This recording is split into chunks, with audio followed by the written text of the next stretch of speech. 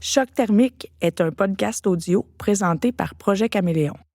Je m'appelle Marie-Ève Morin, je suis médecin de famille en santé mentale et dépendance à la clinique La Licorne et j'ai la chance et l'honneur d'animer ce podcast. Je tiens à remercier chacun et chacune des participants, ainsi que les personnes suivantes pour leur contribution. Martin Bennett, studios locaux, enregistrement et montage, Alain Aubu à la musique, François Richardot à la mise en onde, Lady Cam au piano et à la voix. Soyez prêts, ça va chauffer. Le choc thermique commence.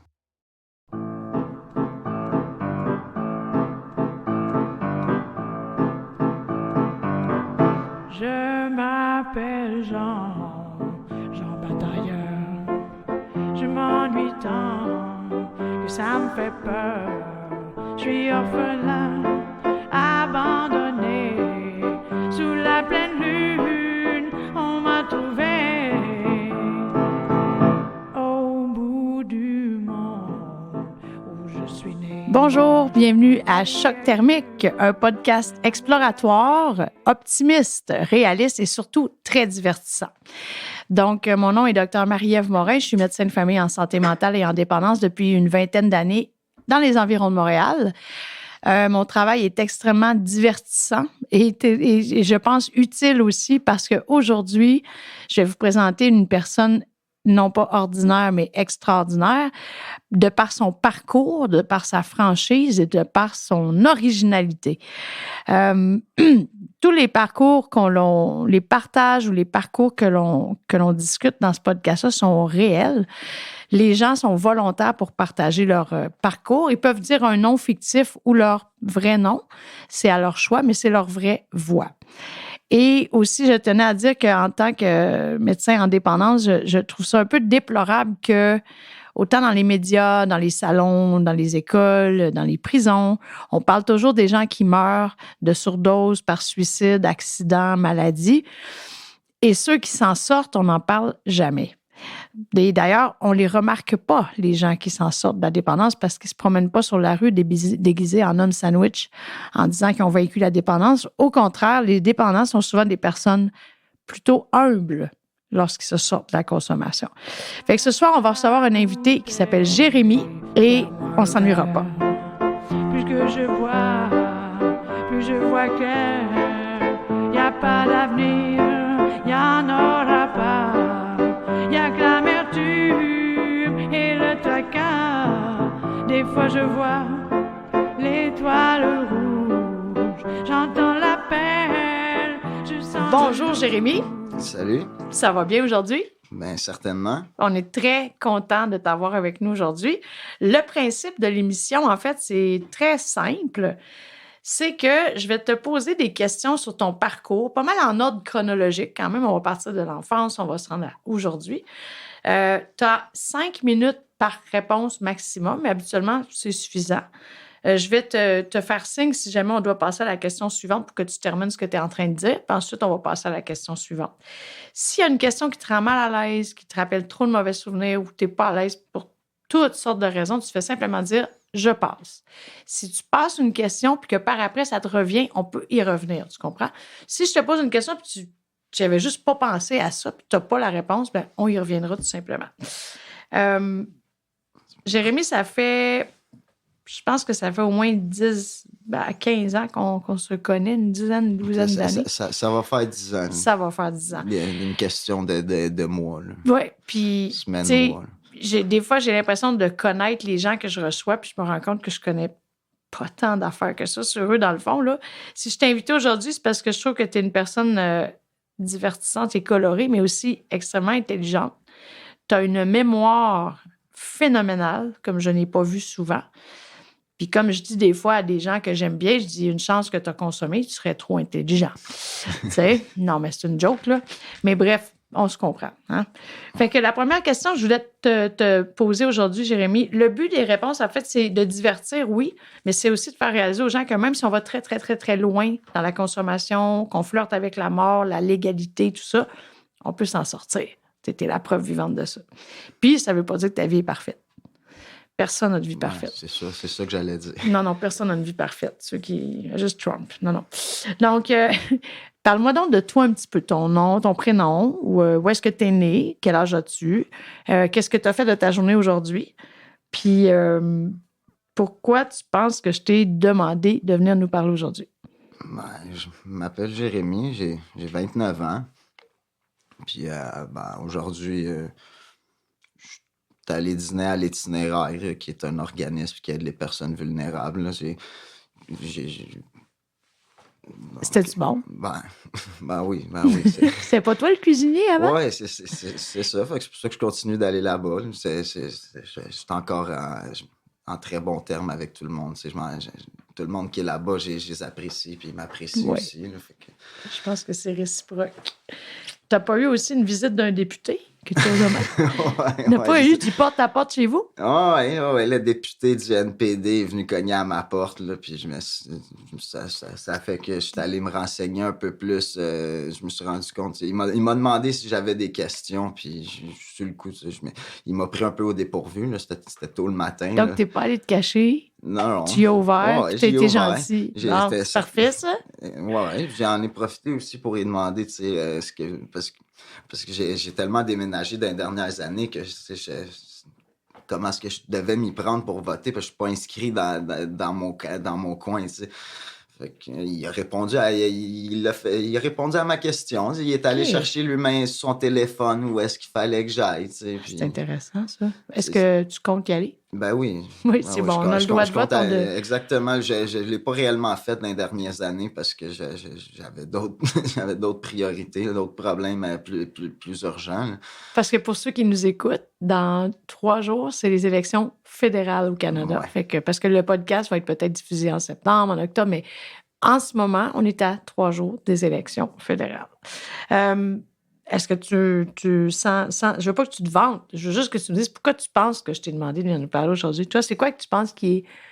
Qu'est-ce que tu aimerais partager aujourd'hui? S'il y a un message, mettons. Je sais pas, je me dis que j'ai un parcours haut en couleur. Oui. J'ai ben des hauts et des bas dans mon parcours, mais on a toujours, on a beaucoup discuté au fil des années là, dans nos rendez-vous, puis ça date pas d'hier que tu me dis que j'ai une histoire intéressante. Tu m'as même déjà demandé si ça pourrait m'intéresser d'aller faire des conférences dans des écoles, puis j'étais pas encore prête à ça. Là. J'ai vivais encore ben trop d'instabilité. Là. Mais là, depuis la dernière année, là, ça s'en va vraiment dans la bonne direction. Je suis bien content de la direction dans laquelle ça s'en va. Puis si je peux... si mon parcours peut aider à sensibiliser, je sais pas, tu sais, si je peux avoir des leçons à en tirer qui peuvent aider d'autres personnes, ben je me dis pourquoi pas, tu sais. C'est un peu le principe des fraternités où est-ce qu'il y a des partages. Tu sais, le partage, ça l'aide toujours des gens. Puis écoute, t'es pas dans une conférence qui est one-shot puis qu'après ça, c'est fini. Le podcast, les gens pourront le réécouter autant qu'ils veulent. Ça va rester. Alors, est-ce que tu te considères comme une personne dépendante? Moi, je dis dépendante parce que j'aime pas le mot toxicomane. Là. Ben, moi non plus. Je veux dire, des fraternités, tu sais, moi je fais du narcotique anonyme qui utilise le mot dépendant parce que ça l'englobe toute substance qui est. Je trouve que ça l'englobe mieux le problème qui est pas juste un problème de consommation, qui est vraiment juste un problème de vie, rendu là, c'est un problème. La maladie des émotions que j'ai entendu dire une fois, j'ai bien aimé cette expression-là parce que c'est ça qui m'a poussé à consommer initialement. Là, le mal de vivre que je sentais, puis je savais pas comment les gérer, mes émotions. Puis quand j'ai fumé du pot les premières fois, là, ça m'a permis d'être capable d'approcher les gens. Puis je pensais avoir trouvé la solution à tous mes problèmes. Ben, quand on sait pas gérer nos émotions, on les gèle. Ben. Puis là, ben, c'est drôle, on dirait qu'ils sont mieux gérés, mais c'est une illusion.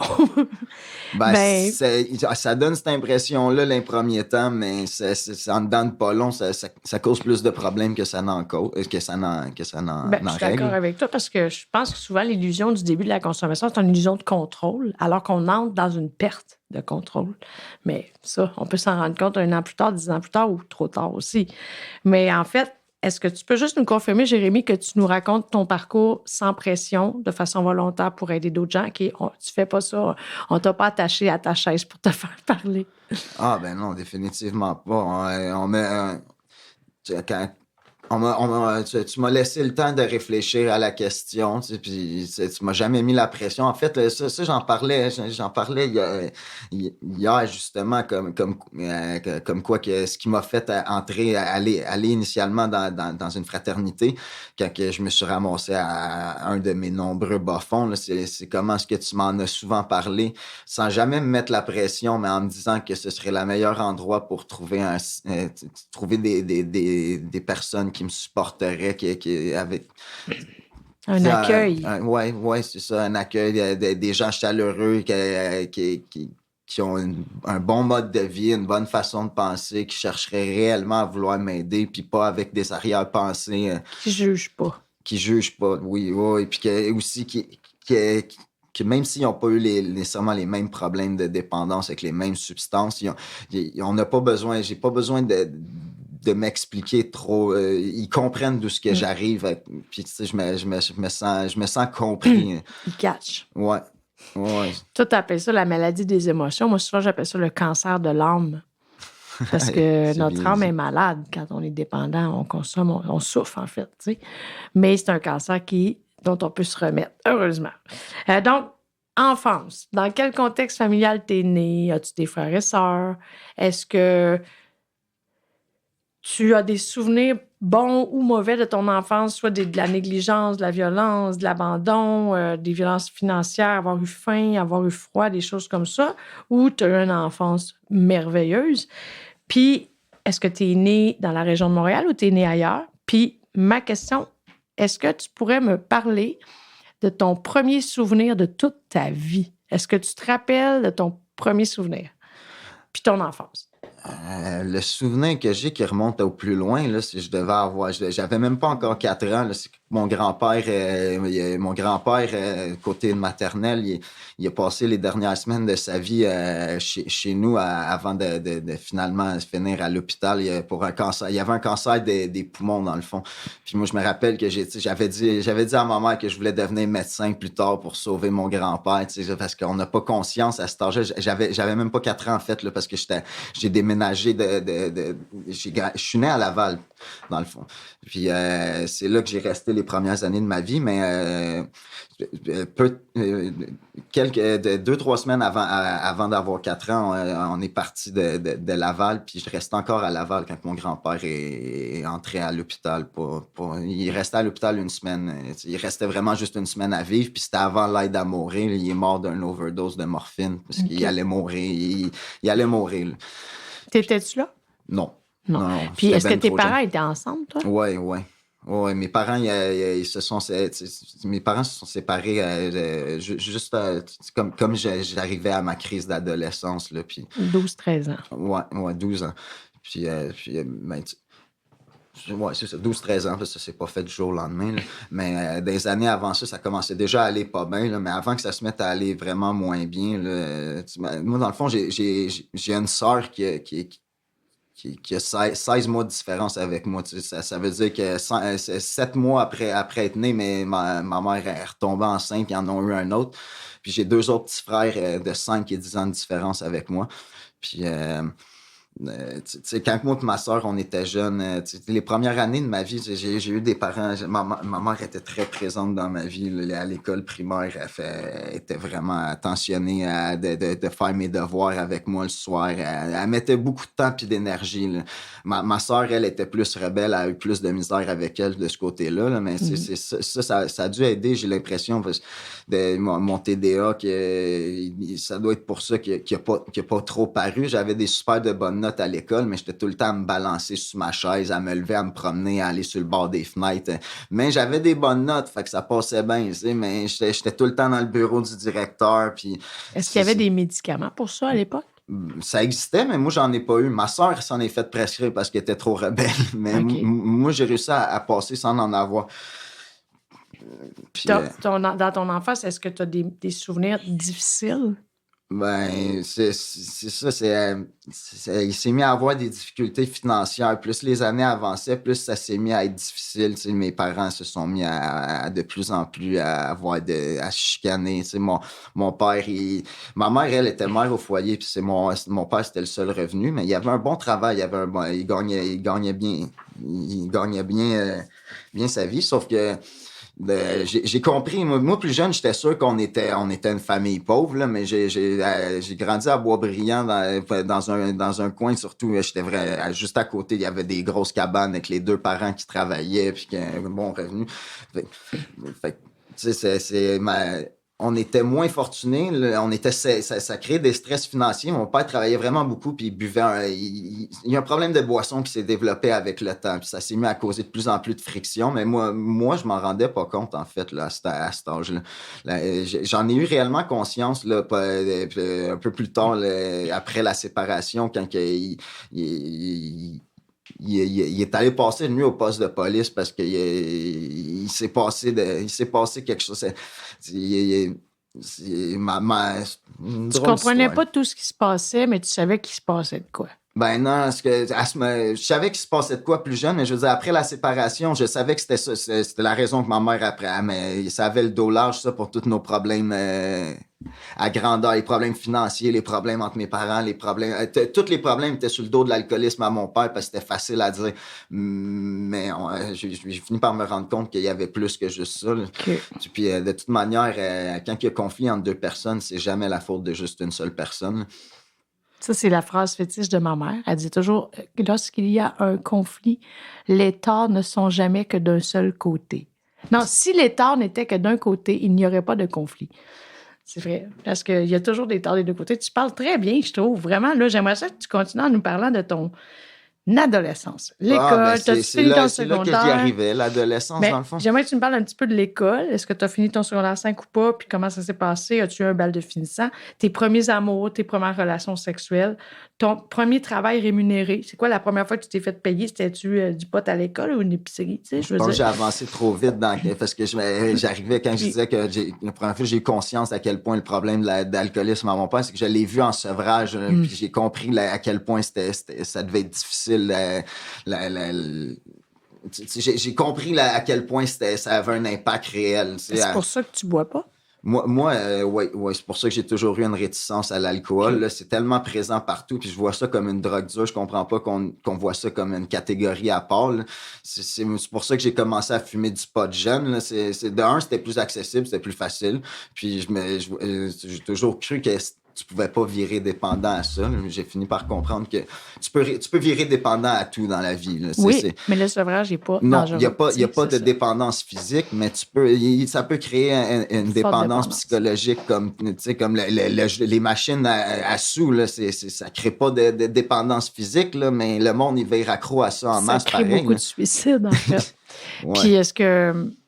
Toi, à l'adolescence, as-tu commencé à consommer ou t'as attendu? À l'adolescence, dans le fond, avant que la séparation elle ait vraiment un gros impact sur ma vie, c'est là que j'ai commencé à expérimenter avec le pot, là, puis que c'était le soir avec des amis, des fois de temps en temps. Mais c'est après que mes parents c'est après que mon père il a eu son logement, que c'était un petit, il y avait un petit 3,5, puis on était supposé aller le voir les fins de semaine, puis il y avait pas tant d'espace que ça. Ça s'attendait pas à avoir la garde des enfants, mais il a fini par avoir la garde des 4 enfants en plus de devoir travailler temps plein dans un logement qui est miniature. Il n'y avait pas assez de place pour nous. 3,5? Ouais, un 3,5.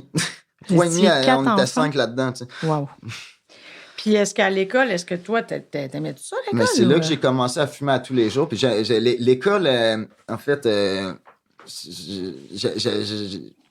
J'aimais pas moi, si j'aurais pu faire toute mon école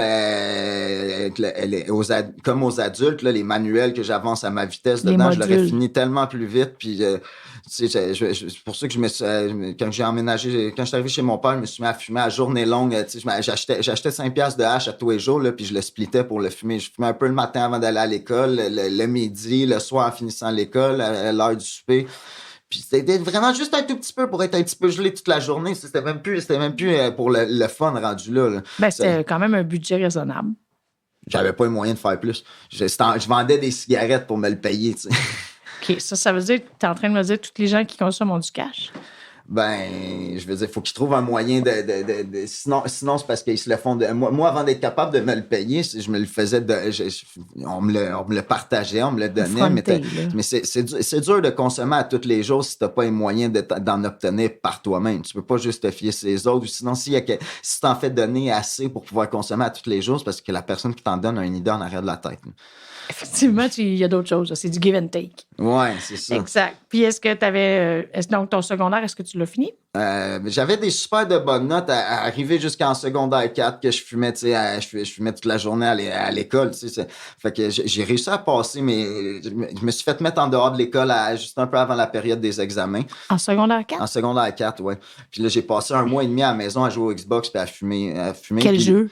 Je m'en rappelle plus, probablement Call of Duty. Est-ce que c'est trop discret de te demander qu'est-ce qui fait que tu t'es fait expulser de l'école?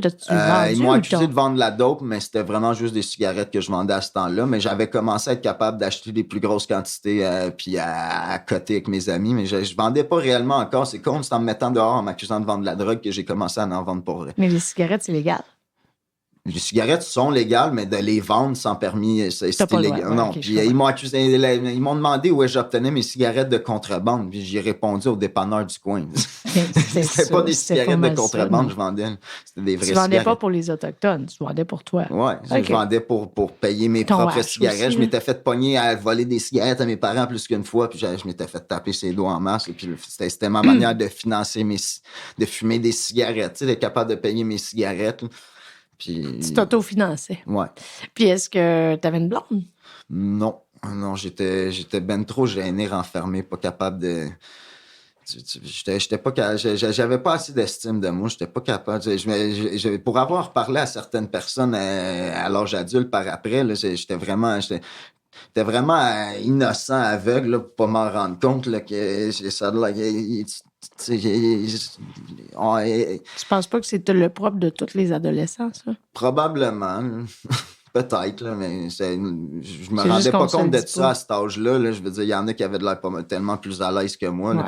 Puis, je veux dire, à y repenser, je m'en rends compte là, qu'il y a une fille qui m'a reparlé sur Facebook des années plus tard, là, qui a trippé sur moi adolescent. Puis je m'en étais pas rendu compte à ce temps-là, mais pas en tout. Tu te sous-estimais. Ou ta blonde, c'était ton pote, dans le fond. Ouais, moi, ce que je disais, quand j'en suis venu à consommer des drogues plus dures, la morphine, le mot morphine qui vient de Morphée, la déesse du sommeil, je disais que j'étais marié à Morphine. J'étais en relation avec Morphée. T'es en amour avec. Ben, quand j'ai commencé à en faire, ça l'enlève tellement toute douleur, autant physique que psychique, émotionnelle, que le mal de vivre, la douleur émotionnelle que j'avais. Ouais, c'est ça. T'aurais pu me dire que mes parents étaient en train de crever, que je t'aurais demandé de me crisser patience la première fois que j'ai vu que j'ai été enveloppé dans le nuage des opioïdes. Mais c'est pas normal là, à 18-20 ans là, de passer ses journées couché dans son lit puis d'aspirer à rien du tout là, puis d'être 100% comblé de ta situation de vie. Est-ce qu'à ce moment-là, tu étais sur les opioïdes? Moi, à 20 ans, j'étais sur les opioïdes à côté, ouais. En fait, j'ai commencé... c'est pas longtemps après m'être fait expulser de l'école puis à me mettre à vendre plus de hash que j'en fumais tellement qu'à un moment donné, ça s'est mis à plus être suffisant à mon goût. Tu sais, c'était plus assez. Puis j'ai découvert la codéine, qui est un opiacé C'est un des plus faibles opiacés, mais ça reste un opiacé pareil. Puis comment tu as eu accès à ça à ce moment-là? Il y avait moyen d'en avoir une formulation à la pharmacie qui est Tylenol numéro 1. Exactement, qui est de très... Le dosage est faible dedans, mais qui a un moyen... Je vois pas le... Non, mais tu as déjà fait ça? Tu as déjà extrait l'acétaminophène c'est à ça que j'en venais. Je ne vais pas dire comment ça sert à rien que j'en parle. Mais... La recette est sur Internet. Si le monde... Quelqu'un qui veut vraiment le faire va trouver comment le faire. Mais c'est ça, j'ai trouvé comment faire pour extraire puis concentrer la codéine, puis je faisais le tour des pharmacies, puis même que j'envoyais mes amis, mes connaissances aller m'en chercher, puis pour en avoir assez. Puis ça, au moins, il y a un certain plafond à partir duquel c'est pas assez métabolisé. Ça se met, tu peux pas, c'est difficile de passer un certain plafond parce que ça se met à plus faire réellement plus effet. Puis surtout qu'il y a beaucoup de caféine dans cette formulation-là, que tu te mets à avoir des palpitations cardiaques aussi. Fait que quand j'approchais de ce plafond-là, je me mettais à réduire le dosage puis à endurer le fait que je me sentais plus raqué. Avec la codéine, j'en ai eu des symptômes de sevrage, mais il était assez minime. Okay. Du fait que j'étais capable d'aller travailler pareil. Après combien de temps? Après combien de temps d'en prendre, mettons, tous les jours? Je me suis. Tu as une semaine ou un mois? Ça a été rapide, j'imagine. J'en ai pas, mais ça a pris du temps avant que j'en manque, fait que c'est dur à dire, là, mais je sais que au bout d'une semaine à peine, là, tu commences déjà à avoir un certain inconfort quand tu essaies d'arrêter. Les genoux ou le ventre? Avec la codéine, j'avais comme des symptômes un peu comme le rhume, le nez qui coule, puis des bouffées de chaleur, puis maux de dos, douleur musculaire. Douleur musculaire, oui, c'est ça. Puis comment t'as soulagé ça, finalement? T'as-tu dit, je vais essayer le Dilo, ou comment t'as trouvé d'autres choses? Moi, il y a un de mes amis que je vendais qui m'a dit j'ai des patchs qui sont bien mieux que ta codéine, tu vas voir ça. Puis je savais pas de quoi il parlait. Moi, je pensais qu'il parlait de la codéine au patch? Patch de fentanyl, dans le fond. Moi, je pensais que c'était des patchs antiphlogistiques qui parlaient, puis ça vient de la pharmacie, ça doit être de la merde, son affaire, puis j'ai pas repensé jusqu'à temps qu'à un moment donné, je suis chez eux, puis je vois, il l'a sorti, puis moi, je marchais dans le couloir pour aller, je pense, à la salle de bain, puis en sortant de sa chambre, il me tient la patch à hauteur de la face, puis j'ai reconnu le mot tout de suite parce que je m'étais renseigné un peu sur toutes sortes de substances en ligne, puis je me suis mis à être curieux des substances.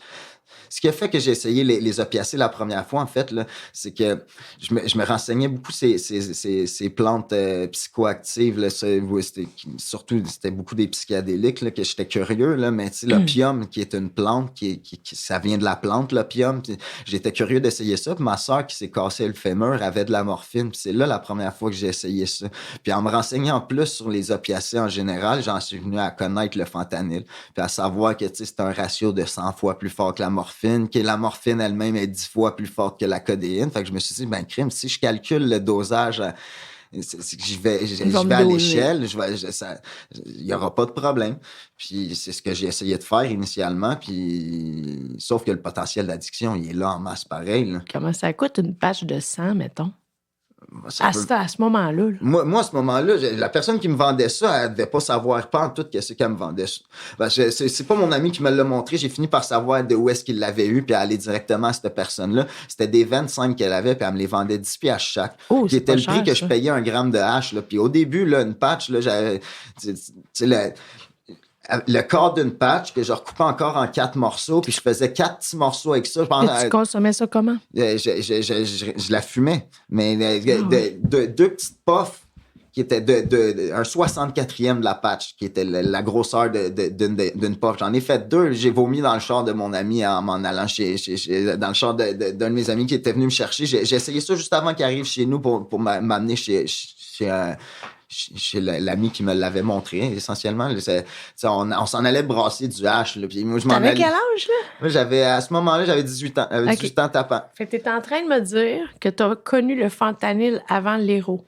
Ouais, je veux dire, puis dans le quartier, tu sais, moi j'étais j'étais dans le Bas-Laurentides, la Sainte-Thérèse, puis même du crack, j'en voyais pas dans mon coin. Là. Je sais que ça existe. Là. Je sais qu'avec le numéro, il y a un numéro pour en avoir, mais je connaissais pas le cercle de personnes qui faisaient ça dans ce coin-là. À part la coke ou l'ecstasy qu'on faisait un peu les jeunes de mon âge, j'en voyais pas de drogueurs dans mon coin. Okay. Puis le fentanyl, il en parlait même pas encore des médias à ce moment-là. C'était à peu près inconnu de tous. C'était connu juste des médecins qui prescrivent du patch de fentanyl. Mais le fentanyl en poudre illicite de la Chine, il n'y en avait pas. En fait, moi, la première fois que j'ai entendu parler de fentanyl illicite poudre au Canada, c'était en 2013.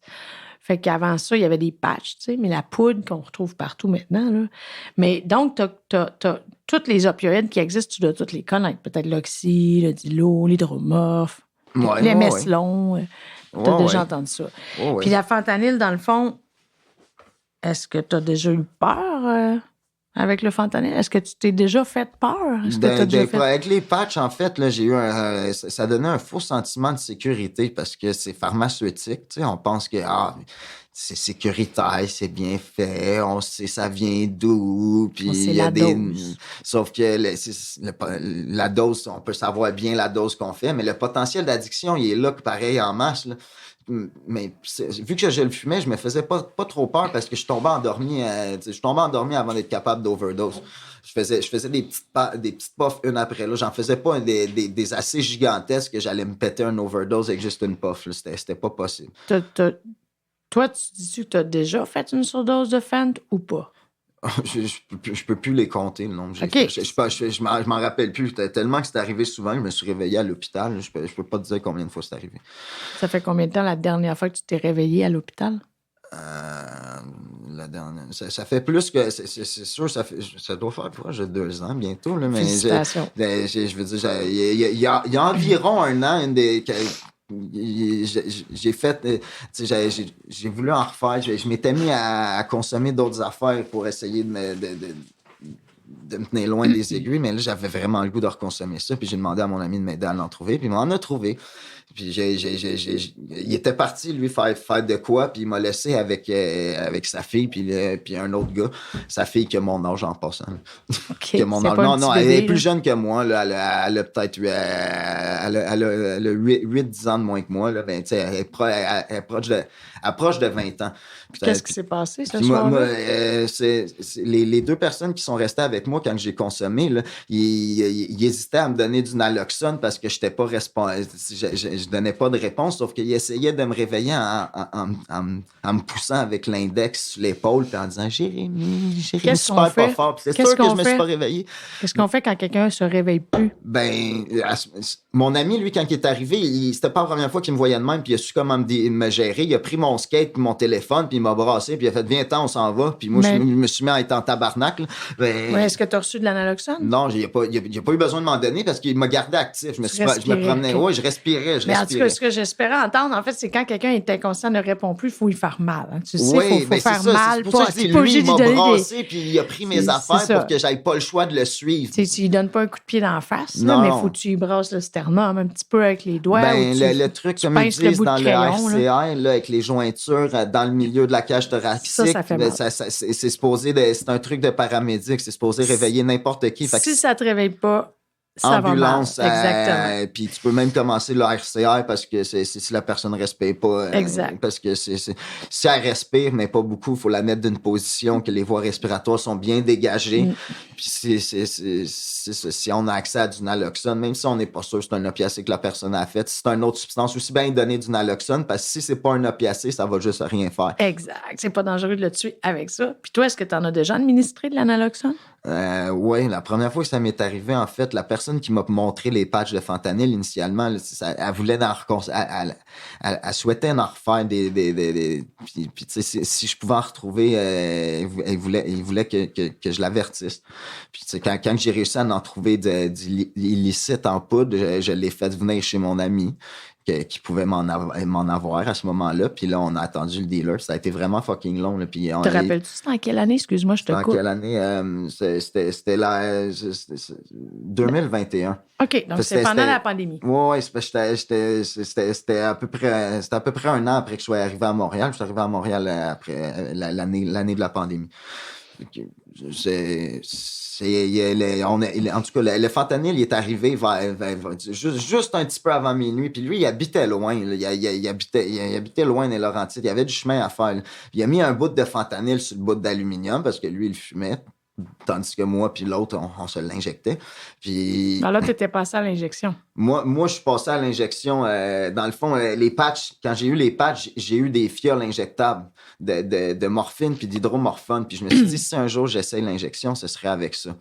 Puis un an après avoir eu les patchs, parce que les patchs, je les ai toutes finies entre 2 et 3 mois, puis j'ai même pas ralenti avant d'en manquer, parce que je m'attendais pas au sevrage violent. Mais ça s'injecte, les patchs aussi. Les patchs, il y en a qui se les injectent, là, il y a une manière de le faire apparemment, mais moi, vu que je trouvais l'effet des fumées très satisfaisant en masse, puis c'était plus rapide, j'ai jamais voulu essayer ça, parce que moi, j'ai m'injecté de la colle dissoute, ça sonnait bizarre dans ma tête, là, je voulais pas l'essayer.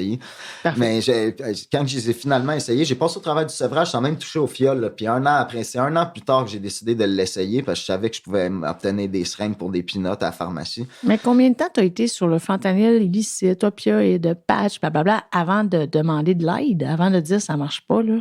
Ah, mais ça a été rapide. Ça a été rapide avant que je me rende en thérapie. Parce que, dans le fond...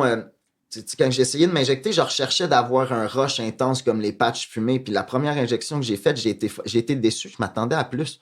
Je m'attendais à plus fort parce que le fentanyl fumé, là, c'est fort en tabarnak. Là. C'est dur à côté. Là. Mais tu sais qu'inhaler, c'est la voie d'addiction la voie d'absorption la plus addictive. Parce que c'est ça qui va le plus vite. Hein? J'avais plus de facilité à contrôler ma consommation de cocaïne injectée que quand j'ai voulu me mettre à fumer du crack parce que c'était plus sociable comme consommation.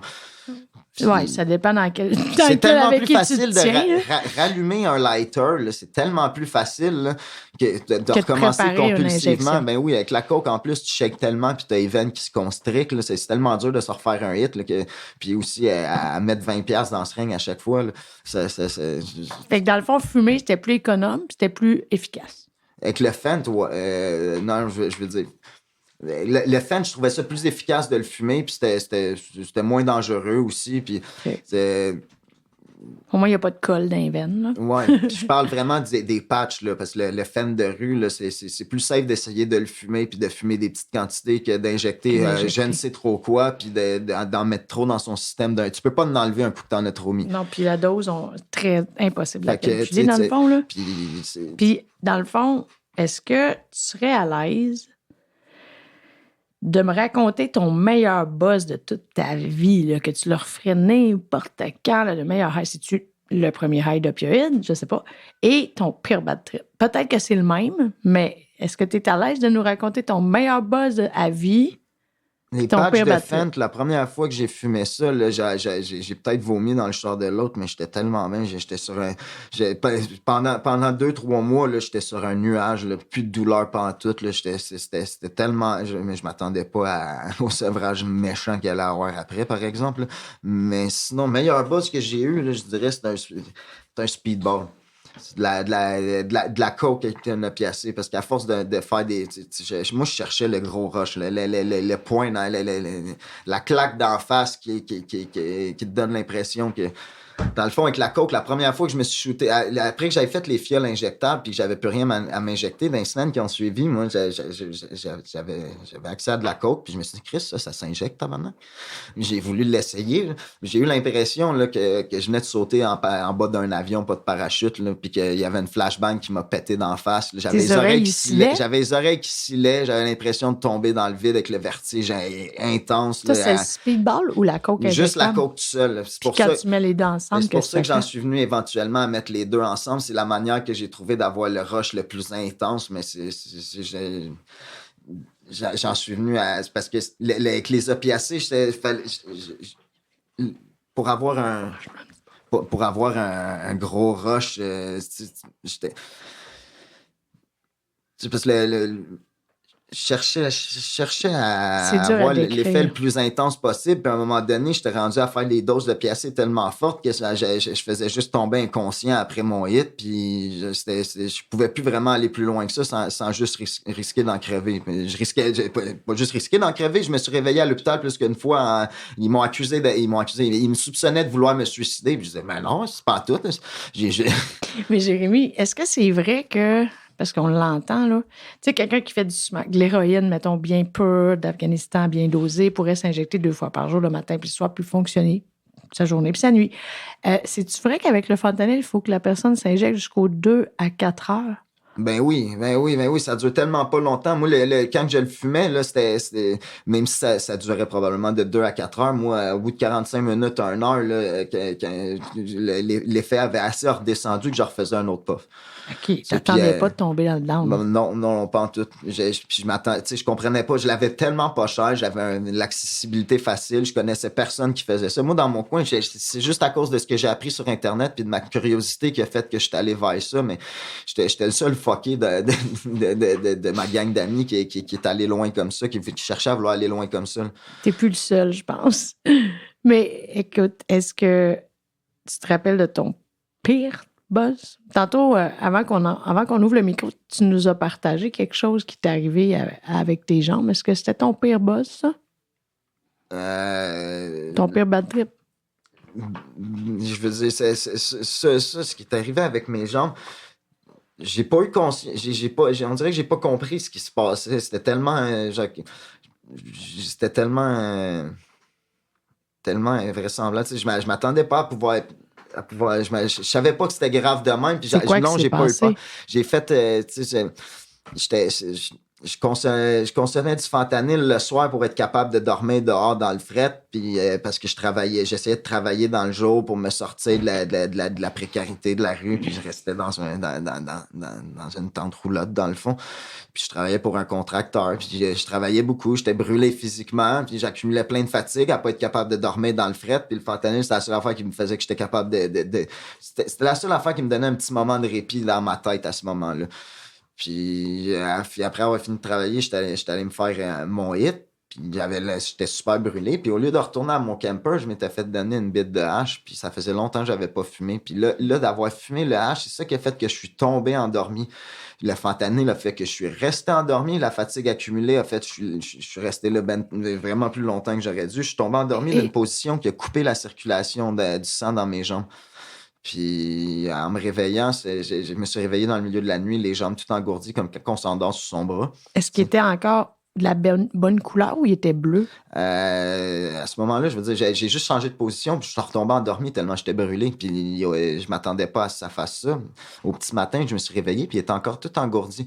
Puis il était pâle, mes jambes. La peau était blanchâtre, là, comme quand le sang il se pousse de la peau. Là. C'est un peu comme quand... il manquait de circulation. Oui, c'est ça, manquait de circulation. Il était jamais comme si j'avais des crampes qui bloquaient mes muscles en position super tendue. Puis, ça fait mal. Puis ça faisait mal, mais tu sais, j'étais tellement habitué je vivais dans la souffrance puis je vivais dans une période très difficile. Fait que tu sais, je savais pas que c'était grave de même. Je réalisais pas à quel point c'était grave. Puis j'étais supposé d'aller à mon rendez-vous chez mon médecin à cette journée-là. Fait que je me suis dit, ben, je vais y en parler en y allant. Puis en essayant de me rendre là, la station de métro la plus proche, j'ai tellement eu de misère à avancer que rendu à la station de métro, il me restait déjà à peine une demi-heure pour me rendre chez mon médecin. Ça m'a pris tellement de temps de me rendre à la station de métro, j'ai compris que je me rendrais jamais à temps chez le médecin. Fait que j'ai décidé d'aller aux urgences, qui étaient connectées à la station de métro. Parce que sinon, si ça aurait pas été de mon rendez-vous chez le médecin puis de la station de métro qui était là, j'aurais probablement attendu au lendemain, ce qui m'aurait valu une amputation. Des 2 jambes. Probablement des 2 jambes, du moins une des 2. Est-ce que tu sais comment ça s'appelle, ce que tu as eu? Le syndrome du compartiment. Oui. Parce que dans les jambes, on a des compartiments. Le mollet, il est comme divisé en compartiments, puis c'est des gros muscles. Hein? Fait que si tu coupes la circulation, Ça fait une pression dans le compartiment. Oh. Puis la seule façon de sauver la jambe ou le bras, c'est de faire une fasciotomie qu'on appelle, on ouvre avec un scalpel, pas un exacto, un scalpel, le muscle. On déchire le muscle et comme ça, la pression s'en va. Et toi, Jérémy, là, je te l'ai déjà dit, là, c'est inexplicable que tu aies réussi à marcher comme ça. Et je pense que si tu ne crois pas aux anges gardiens, moi, je pense que tu en as un parce qu'on t'a sauvé les jambes à l'hôpital. Puis, pas moi. Moi, je ne travaille pas à l'hôpital, mais je me rappelle de cette époque-là, quand tu avais été hospitalisé à McGill, en fait. Et puis, tout le monde te connaissait à la fin, hein? Tout le monde t'a trouvé attachant, tannant un peu, mais attachant. Mais tu sais, t'avais des bonbons dans ton sac à dos, puis ils le savaient pas, eux autres. Hein? Ouais, je pouvais être fatigué mais ils comprenaient pas, on dirait, comment traiter quelqu'un qui avait une grosse tolérance aux opiacés comme ça. Surtout, en fait, quand je suis rentré puis que je me suis fait opérer, vu que j'allais chez le médecin pour faire repartir ma prescription de méthadone, puis que j'avais du fentanyl, je consommais pareil d'un jour avant ça, même si ma prescription de méthadone avait été coupée, j'avais pas arrêté de consommer du jour au lendemain. Là. À l'hôpital, quand je suis sorti de la salle d'opération, je me rappelle avoir entendu l'anesthésiste dire une dernière dose de midazolam fentanyl. Puis tu savais tout c'était quoi, là. Ben oui. Puis j'ai fait une petite sieste, mais en me réveillant de cette sieste-là, j'étais dans la salle de réveil après une chirurgie, puis le sevrage s'est mis à embarquer, a commencé à embarquer. J'ai passé l'après-midi, j'ai passé l'après-midi à gueuler mes poumons, là, jusqu'à aller à 9h le soir, qu'il y a un médecin qui a finalement qui a dit à l'équipe d'infirmières qui était là, vous l'entendez bien parler, là, vous le voyez bien, il a de l'air de savoir il a de l'air de bien savoir de quoi qu'il vous parle. Puis je leur ai dit, quand ta prescription de méthadone est coupée, ils sont supposés de te repartir à moitié, puis de remonter la dose. Puis surtout que j'étais d'un endroit que mes signes vitaux étaient checkés en permanence. Il y avait une infirmière attitrée à moi de me surveiller. C'était la meilleure place que je pouvais pas être pour faire une overdose. Mais tu étais sous-dosé. Tu étais en sevrage. J'étais en sevrage. J'étais pas juste sous-dosé, j'étais pas dosé du tout. Tu pouvais pas te lever debout. Je pouvais pas me lever debout. Je savais que j'avais de la dope dans mon sac à dos. Je pouvais pas y toucher. Mon sac à dos était trop loin. Je pouvais pas me lever. J'avais les jambes charcutées ouvertes avec des... Est-ce que c'est un des pires moments de ta vie? Ah, ça, oui. Mais ça, c'est quelque chose... J'avais toujours eu peur. Là. C'est quelque chose qui m'avait rendu réticent à vouloir embarquer sa méthadone en premier lieu. De fait d'être hospitalisé puis d'être sous-médicamenté.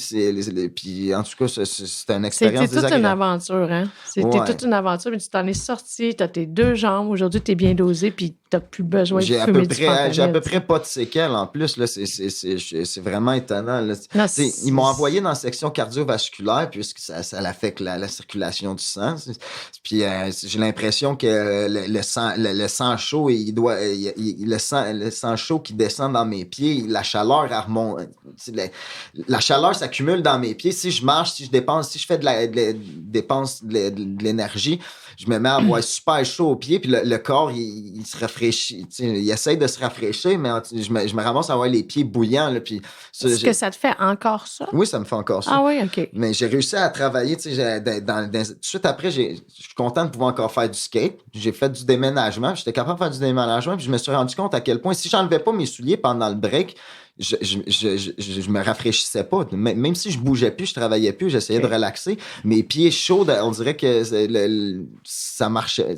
Mais tu t'es adapté à ta nouvelle condition de jambes, dans le fond. T'as pas eu le choix. C'est une séquelle assez mineure de dire que genre, je me ramasse à avoir très chaud aux pieds puis que je veux sortir mes pieds de mes souliers. C'est pas la fin du monde. Là. Comparé à se faire amputer 2 jambes aux genoux, je pense que t'es mieux d'avoir les pieds chauds. Ça, c'est sûr. Puis dis-moi, aujourd'hui, t'as quel âge? Tu nous l'as dit tantôt. Puis comment tu me décrirais ta vie au niveau affectif? T'as-tu une blonde? T'as-tu des amis? T'as-tu des enfants? Au niveau social, est-ce que... Comme là, tantôt, tu me parlais d'un réseau social quand même à l'itinéraire, je pense qu'il t'aime beaucoup. Au niveau professionnel, est-ce que tu retournes à l'école? Est-ce que tu veux travailler? Puis, tes lobbies, tes loisirs, je sais que tu aimes beaucoup aider les gens. Ça, je sais que sur la rue, tu es quelqu'un qui aime aider les gens. Mais comment tu décrirais ta vie aujourd'hui à 29 ans? Là? Est-ce que tu es satisfait ou il y a des choses que tu veux atteindre? Ah, ben c'est sûr que j'ai plein de buts. je vais avoir plein de buts, là. Je peux pas tout savoir qu'est-ce que je vais faire dans ma vie, là, mais je sais que, tu sais, je suis encore jeune, la vie, ça change tellement vite, je peux en faire, je vais faire un paquet d'affaires, j'imagine, là. Je commence à peine, là, à pouvoir me réaligner parce que pendant longtemps, je souhaitais retourner aux études, mais on dirait que c'était peut-être un souhait un peu, j'essayais d'aller peut-être trop vite en affaires, là. Si je prenais pas soin de ma dépendance en premier lieu, j'étais pas prête à retourner aux études. Si j'aurais commencé l'école, tu sais, à vivre dans l'instabilité, j'aurais pas réussi à finir un cours. J'ai eu des jobs, comme j'ai dit tantôt, j'ai travaillé pour un petit contracteur, que j'ai fait du déménagement, mais je me retrouvais à travailler sous la table puis à me faire exploiter pas mal. Là, c'est pas pour rien que mon affaire de jambes s'est arrivée. Là, ce patron-là, j'avais l'impression qu'il m'avait qu'il m'avait aidé un peu à essayer de me replacer dans la vie, puis j'étais pas capable de dire non, de dire que quand il avait besoin de moi, puis j'avais en fait, il me doit encore 1000 piastres, je veux dire, il m'a arnaqué, ce gars-là, puis les autres personnes qu'il employait, c'était des personnes vulnérables qui pouvaient exploiter, là. Le gars qui me l'a présenté, c'est un gars que je faisais du fentanyl, c'est le gars avec qui avec qui j'étais quand que mon ami qui a voulu essayer le fentanyl, qui m'a montré Patch, que je l'ai fait venir. Là, lui, quand il a fumé sa puff, là, c'est ça que j'ai pas fini tantôt. Quand il a fini sa puff, on lui a demandé d'attendre 5 minutes avant de s'en aller parce que aux minutes, on va checker qu'est-ce que ça fait. Puis moi puis l'autre, on s'est mis à parler. Puis au bout de 5 minutes, il m'a dit que ça check le dos. Il me semble qu'il y a de l'air calme en crise. Puis il avait les lèvres bleues, les yeux révulsés, la langue dans le fond de la gorge, puis il respirait plus. Puis ce gars, Avais-tu de naloxone? Une chance qu'on avait du naloxone sous la main. Moi, j'avais deux sprays nasales dans mon sac. Puis en temps normal, mon autre ami savait il était où la trousse avec les fioles d'injectables. Mais sur le coup, avec la panique, ça a pris du temps avant qu'il le trouve. Puis quand j'ai demandé d'aller la chercher, hein, puis que j'ai commencé le RCR, j'ai vu que il y avait de la misère à la trouver, puis j'ai pensé à mes sprays nasales, je les ai sortis, j'y ai donné, et puis après ça, l'autre il a préparé les seringues, puis j'y ai donné dans le bras, puis il a soufflé même dans le nez, puis je vais continuer le ICR, puis en tout cas, j'ai eu tellement peur. Vous l'avez sauvé? Oui, il s'est réveillé, mais il y a quand même un petit délai là, après avoir donné le naloxone, puis moi j'ai eu tellement peur qu'il se réveille pas, je m'en serais voulu à vie. Là. C'était un gars de votre âge. Ouais, c'est un gars il était un année plus vieux que moi à l'école, okay. Puis c'était un ami vraiment proche de moi depuis d'enfance, okay. Ouais, c'est ça. Wow. Puis ça m'a montré c'était quoi que je faisais vivre au monde quand je faisais des overdoses. Ben moi je pense que tout ce qui nous arrive, on en retient quelque chose, puis on est censé apprendre à pas faire les mêmes erreurs 100 000 fois. Ben, des fois on peut les faire longtemps là. Mais moi ce que j'aimerais savoir, Jérémy, maintenant, c'est est-ce que tu as on va parler de deux zones. Est-ce que tu as déjà pris des médicaments, prescrits ou non? Puis, est-ce que ça te tente de nous en parler? Comme tantôt, tu as parlé de méthadone. Je ne suis pas sûre que les gens savent qu'est-ce que ça fait exactement, la méthadone. Tu as parlé de TDA. T'sais. Est-ce que tu prends des médicaments? Puis surtout, est-ce que tu sais pourquoi tu prends ces médicaments-là? Est-ce que tu as envie de nous en parler? Oui, mais la médication, en fait, la méthadone, ça... c'est un traitement de substitution pour pallier à la dépendance physique des opiacés, là, pour empêcher d'avoir ça gèle-tu? Ça a un effet, c'est sûr, mais j'appellerais pas ça un buzz. Là, ça gèle pas. Là, c'est pas ce qu'on définit pour un buzz. Tu pourrais travailler sur la méthadone. Ben oui. Mais moi qui en ai besoin puis que ma dose est adaptée à ma personne, ça paraît pas. Si je la prends pas, c'est là que ça va paraître. C'est vrai, mais ça, sauf bon, si je la double dose, c'est sûr que je vais cogner des clous. Ouais. Là, c'est ça que je veux dire, parce que ça a un effet. Là, ça reste un opiacé pareil, mais ça fait effet tranquillement, ça s'absorbe tranquillement dans l'organisme. Ça fait une longue demi-vie aussi. Oui, hein? C'est ça, une demi-vie qui veut dire le temps que ça prend au corps à l'éliminer. Donc, fait que la méthadone, c'est un médicament. Pour stabiliser le côté physique de la dépendance, puis après ça peut être diminué tranquillement pendant que la personne travaille. Son mode de vie. Exactement, son mode de vie. Ce qui l'a amené à consommer en premier lieu. Okay. Puis moi avant de commencer ça, j'étais sur une liste d'attente d'1 an et demi. Puis j'étais plus capable de consommer. J'ai pas pu être réengagé à mon travail parce que durant l'hiver, sur le chômage, je me suis mis à trop consommer. Puis il me disait de continuer de consommer jusqu'à temps que je puisse voir un médecin au bout d'1 an et demi. Puis je disais, je veux pas faire de délits puis de crimes pour consommer. Puis il y avait rien à faire. Puis je me suis ramassé aux urgences à rencontrer quelqu'un qui était là pour avoir son protocole de sevrage d'alcool. Puis la personne qui est venue chercher cette personne-là pour l'amener en thérapie connaissait mon médecin. Puis c'est comme ça que j'ai pu rencontrer mon médecin 3 semaines plus tard puis commencer la méthadone. Puis ça m'a sauvé la vie parce que sinon, moi, j'avais déjà le goût de mourir pris dans cette roue infernale-là où est-ce que j'étais plus souvent en sevrage que d'autres choses. J'étais en train de mourir de faim quand mon médecin m'a vu. Je faisais 98 livres, j'étais en carence de tout. Là, combien tu mesures? Moi, 5 pieds 6. 5 pieds 6, 98 livres? Ouais. Ça devait être dur dans le vent. Ben, je veux dire, c'est parce que dès que j'avais une poignée de change, j'allais acheter un dilo ou 2 pour arrêter d'être en sevrage l'espace de 3-4 heures, des dilodides. De l'hydromorphone. C'est une morphine synthétique? Oui, c'est ça, qui est semi-synthétique. Ça dure combien de temps si tu la chaudes? Moi, au bout de 2h30, j'étais déjà en train de checker l'heure en crise, là, mais c'est pas long, hein? En théorie, c'est aux 4 à 6 heures qui est écrit sur un pot que le monde sont supposés les prendre pour la douleur, là, mais quand tu te mets à en abuser, ça paraît bien moins long que ça, le temps que Moi, j'étais très mal dans ma peau au bout de 2h30, 3 heures. OK, ça va quand même vite. Puis les dilodides, il y a des 1, des 2, des 4, des 8. Puis je pense que ce qui circule en ce moment sur la rue, c'est les 8. Est-ce que tu sais combien ça coûtait il y a 10 ans puis combien ça coûte maintenant? Ben moi, dans Laurentides, où est-ce que j'ai réussi à en avoir, je payais 6 à 8 piastres pour des Dilo 4. Là, je payais ça énormément cher parce qu'à Star, je suis capable d'avoir des Dilo 8 pour 5 piastres chaque. Puis même qu'il y en a qui les vendent encore moins cher que ça parce qu'ils cherchent à les échanger contre de la dope. Là. C'est vrai. Il y en a beaucoup de ça. Ils en vendent une coupe une dizaine d'un coup, ils vont en vendre 10 pour 30 piastres. Fait que c'est beaucoup moins cher qu'avant parce qu'il y en a plus. Oui. OK. Puis est-ce que tu penses que... Parce que le monde, ils veulent du fentanyl. Ben, c'est ça ma question, Jérémy. Est-ce que tu penses que le Dilo, 8, mettons 10 par jour, est-ce que tu penses que ça a fait baisser le fentanyl? Diminuer la présence du fentanyl? Est-ce que tu penses que parce qu'il y a plus de Dilo, il y a moins de fentanyl? Pas en tout, parce que le monde qui sont sur le fentanyl, ils en veulent pas des Dilo, ils trouvent que ça marche pas. C'est pas la même puissance. Hein? Non. Puis c'est tellement un autre scale, un autre échelle, là, qu'un coup que t'es rendu au fentanyl, il n'y a plus rien qui fonctionne. C'est comme quelqu'un qui se mettrait à boire du fort puis qui devrait revenir à la bière. Au cooler, même.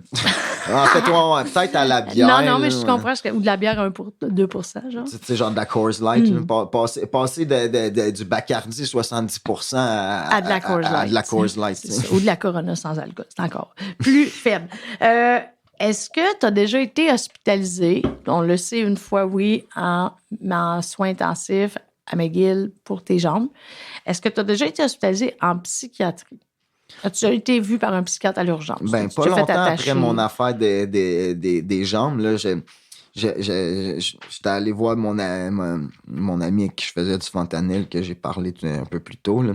J'étais chez lui, puis là, en m'en allant à l'épicerie chercher ce qui manquait pour le déjeuner, moi, j'en avais du fentanyl avec moi, je me suis arrêté à une table pour en faire, puis j'ai fait une overdose. Je me suis réveillé à l'hôpital. Quand ils m'ont signé mon congé, ils m'ont payé le taxi pour retourner chez mon père, qui était vraiment loin. En plus, l'arrêt de taxi a dû coûter cher. Puis rendu là-bas, j'ai passé la soirée à jaser avec. Puis à la fin de la soirée, quand je suis arrivé pour aller dans la douche, j'ai retrouvé la dope dans le fond de mes poches. Je savais pas qu'il me l'avait laissé. Puis là, mon père, c'était déjà arrivé qui me pogne à consommer dans la salle de bain. Là. Fait que, j'ai voulu vraiment me dépêcher à faire mon hit. Fait que, puis j'avais un bout de fentanyl qui ça avait l'air d'un gros caillou qui était quand même... J'avais 1 gramme qui était à peine commencé, puis j'ai essayé de casser un coin. 1 gramme, c'est énorme, 1 gramme de fentanyl? C'est gros. Je payais ça 200 $. Parce qu'une dose... 25 microgrammes, ça peut être une dose.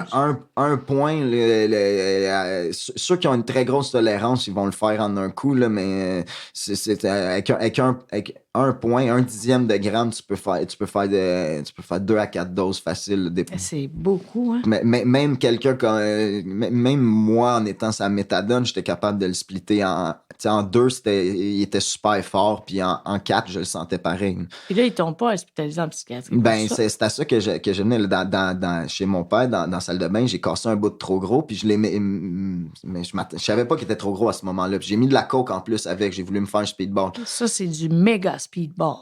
Ouais, c'était un speedball extrême. Là. Puis là, je me suis fait le hit, je me rappelle l'avoir senti frapper, là, mais j'étais debout dans la douche en plus. L'eau coulait, là, parce que je me suis arrangé que ça paraisse pas trop. J'ai fait couler l'eau de la douche. Mais attends, t'es sorti de l'hôpital depuis combien de temps? 2 heures? Depuis une couple d'heures. Là. Je veux dire, j'avais jasé avec mon père toute la soirée. Fait que, t'étais pas suicidaire? Non, pas en tout. J'étais pas suicidaire, mais mon père, au bout d'une demi-heure, que l'eau coulait dans la douche, puis je sortais pas, là, il trouvait ça bizarre. Là, puis il m'a retrouvé effondré dans le fond du bain. Puis moi, je suis revenu à moi, j'étais en train de m'ostiner avec les paramédics. Je voulais pas embarquer dans l'ambulance, mais c'est quand que je me suis fait dire par mon père, Chris, parce que j'étais ramassé tout nu dans le fond du bain. Là, je respirais plus. Je respirais plus. J'ai fait, oh, OK. J'ai accepté, surtout que la police était là, puis elle a dit, on s'en fout que tu aies un mandat, on n'est pas là pour t'arrêter. Là, fait juste embarquer dans l'ambulance. Puis rendu à l'hôpital, ils m'ont mis en psychiatrie parce qu'ils pensaient que j'étais suicidaire. Justement, il a essayé de me demander si je voulais me tuer. Mais non, pas en tout, j'ai juste mal dosé. Moi. Combien de temps t'as été gardé? Ils m'ont gardé pendant 5 jours. Je pense que c'était un jeudi, un mercredi, jeudi, genre que c'est arrivé ça. Puis j'ai passé la fin de semaine là. Je suis ressorti comme le lundi d'après. Puis est-ce que tu as rencontré plusieurs psychiatres ou même pas un? Je n'ai rencontré juste un, mais c'est ça, je pense, la dernière journée, les derniers temps, il me faisait attendre parce qu'il voulait vraiment avoir le go du psychiatre pour confirmer que je n'étais pas suicidaire. Puis quand j'ai expliqué au psychiatre, non, j'ai expliqué ce que je viens de dire. Là. Mais par exemple, à repenser à cet événement-là dans les jours, semaines qui ont suivi, j'en suis venu à comprendre que mon subconscient et les idées noires que j'avais souvent, mais c'était une manière que j'avais d'exprimer ces pensées-là. Puis que sans avoir le goût de me suicider, j'avais pas le goût de vivre non plus. Ben en fait, moi, je dis toujours, je connais personne qui veut mourir, mais je connais plein de monde qui veulent arrêter de souffrir. Puis des fois, la nuance entre une surdose accidentelle et un suicide, des fois, on ne le saura jamais. Des fois, on ne le sait pas. Moi, ce que j'entends quand les gens sont aussi souffrants que tu l'étais à ce moment-là, ils veulent juste arrêter de souffrir. Exactement. Puis ils se disent, bon, ben, moi, ce que je veux dire, dans le fond, Jérémy, là, c'est quand quelqu'un s'injecte comme tu le faisais, la personne, elle sait qu'elle peut mourir. Elle sait qu'elle peut mourir. Ça me dérangeait pas de pas me réveiller. Ça te dérangeait pas. C'est ça. On appelle ça des idées noires passives. Les idées noires passives, c'est, mettons, je t'annonce que tu as le cancer de la prostate, dans 6 mois, tu vas mourir, puis ça te dérange pas. C'est ça, des idées noires passives. Ça m'arrivait des fois après des émotions fortes que je marchais dans la rue en espérant juste qu'il y en ait un char qui me ramasse. Ben, c'est ça. Ça, c'est des idées noires passives, mais tu te serais pas pitché devant. Non. Ça veut dire que tu avais quand même la rage de vivre, la courage de vivre. Tu voulais quand même vivre. Puis ma prochaine question, si tu n'es pas à l'aise, Jérémy, tu dis passe. Est-ce que tu as un dossier criminel et est-ce que tu as déjà été en prison? Est-ce que ça te tente de nous en parler? Moi, j'ai travaillé dans les prisons, surtout fédérales, là, mais je comprends bien c'est quoi ce milieu-là. Puis sinon, est-ce que tu penses que tu aurais pu courir le risque d'avoir un dossier dans ta vie si tu avais été moins chanceux? Ben, en fait, oui. Là, juste un peu avant l'année avant de perdre de pas être réengagé parce que je m'étais mis à trop consommer, j'avais acheté une voiture puis j'étais pas plaqué rien puis j'ai eu un dossier pour les facultés affaiblies là, parce que ça faisait 3 jours que j'étais debout à me shooter de la coke puis t'avais-tu un permis? Non. OK, ben oui, t'as arrêté pour faculté affaiblie mais pas pour t'avais ton temporaire. Okay. J'avais mon temporaire, mais il fallait que je passe l'examen. J'attendais d'avoir assez d'argent pour tout faire d'un coup, puis ça arrivait jamais parce que l'argent me brûlait dans les poches parce que je vendais de la dope. Je marchais au cycle de 24 heures. Je marchais pas au cycle des semaines ou des 2 semaines comme la majorité du monde. C'est le moment présent. Non, mais est-ce que tu as été en prison à cause de ça? Non, mais ça, c'est mon premier dossier criminel. Puis après ça a pris une couple d'années jusqu'à quand j'ai fini par me ramasser dans la rue. Initialement, dans les Laurentides, la nuit, il y en avait pas. C'était un mois de décembre là, que j'ai payé quelqu'un pour rester je l'ai aidé à déménager, je l'ai payé pour rester dans son salon. Puis c'est son propriétaire, il m'a crissé dehors. Il avait pas le droit de faire ça. J'ai pas pu récupérer l'argent, puis j'avais nulle part où aller. Mais je me suis mis à acheter des paquets de speed pour marcher toute la nuit parce qu'il y a même les Tim Hortons, il y avait pas de halte chaleur dans ce coin-là. Puis les Tim Hortons, il manquait d'employés. Puis ils fermaient de 11h à 5h le matin. Fait qu'il fallait que je marchais.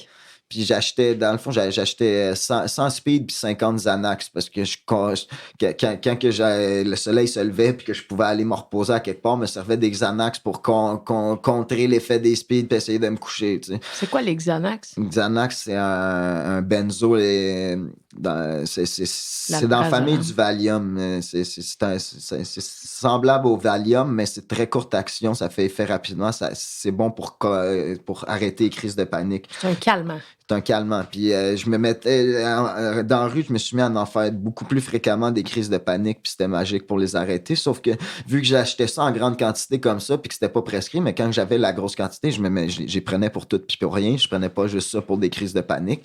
Mais parce que je suis quelqu'un d'anxieux, puis ça l'aidait facilement anxieux, puis ça l'aidait beaucoup à contrer ça. Puis t'avais pas peur d'être arrêté pour trafic?